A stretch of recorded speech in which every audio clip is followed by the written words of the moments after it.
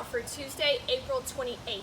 You're going to start off with 2 separate warm-ups. For the first part of the warm-ups, you're going to go through 3 rounds of a 30-second row, a 30-second forward shoulder shrug, 30 seconds of a backward shoulder shrug, 10 up-downs, and 10 push-ups where we're really working the negative into a downward dog.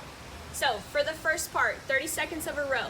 Just looking for a moderate pace here, something to get you warmed up. If you don't have access to a rower, for now we're just gonna do some high knees. For 30 seconds, really driving that knee up during those high knees. All right, then you're gonna move on to 30 seconds of a forward shoulder shrug.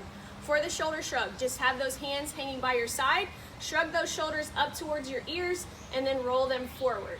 You're going to do that for 30 seconds, and then you're going to reverse and go backwards for 30 seconds. Big shrug, and then going backwards. From there, you'll move on to 10 up-downs. For the up-downs, hands go flat on the ground, feet go back to hit that good plank position, drive your feet back forward, make sure they're nice and flat before we stand all the way back up. Complete 10 reps, and then you're going to move on to 10 push-ups where we're really working the negative, the downward motion of the push-ups, and then into a downward dog. So again, nice plank position. Make sure that shoulder is stacked over your wrist. Keep those elbows tucked along your side as you really work the negative on the way down, and then drive up into that downward dog. Looking for 3 to 5 seconds on your way down to really work that negative.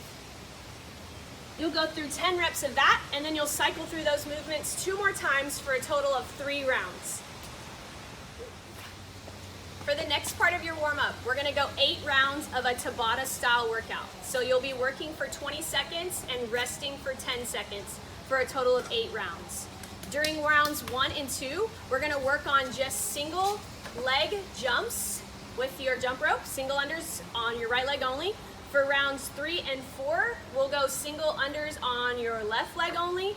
For rounds 5 and 6, we'll work on regular single unders.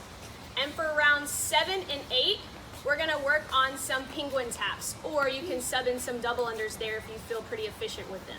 All right, so for the movements themselves, rounds 1 and 2, single unders, you're going to have your jump rope, just jumping on your right leg only.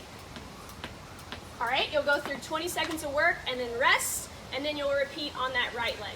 If you don't have access to a jump rope, we can just jump up, find a line and go back and forth over that line, or just simply jumping in place on that right leg only. For rounds 3 and 4, you're gonna go to your left leg single unders. So same thing, 1 jump, 1 revolution, just on that left leg only, all right? For rounds 5 and 6, no ma'am, sit on the mat. For rounds 5 and 6, we're just going to do regular single unders. All right, and then for rounds 7 and 8, if you feel pretty comfortable with those double unders, you can do those. But if you don't feel comfortable, then we can work on some penguin taps. So it's going to be a jump, and then you're going to tap the side of your legs twice just to get the rhythm down for what that double under would feel like. Again, it's going to be 8 rounds, 20 seconds of work, 10 seconds of rest. Hey guys, have a great workout for you today. It's going to be 4 rounds for time. You're going to go through 75 double unders, 500 for guys, 450 meters on the rower for girls, and then 25 hand release push-ups. So we want all 4 of these rounds to be completed in under 20 minutes. So please keep that in mind whenever you are choosing the scaling options or what works best for you. For the 75 double unders with your jump rope, it's going to be 1 jump, 2 revolutions, going through 75 of them. This should take you around a minute, okay? So when choosing what option you're going to do, make sure you can complete it in 1 minute. Moving on to the rower. If you don't have access to a rower, we can turn this into a run, or your coach may send you another scaling option that works for you. Whatever it is that you choose to do, we want this round or this run or row to be completed in around 2 minutes. So keep that in mind when you're choosing your distance. Then you're going to move on to 25 hand release push-ups. For the hand release push-ups, you will start at the top of that plank, lower your body to the ground, release those hands, drive all the way back up to a starting position. You're going to go through 25 of those.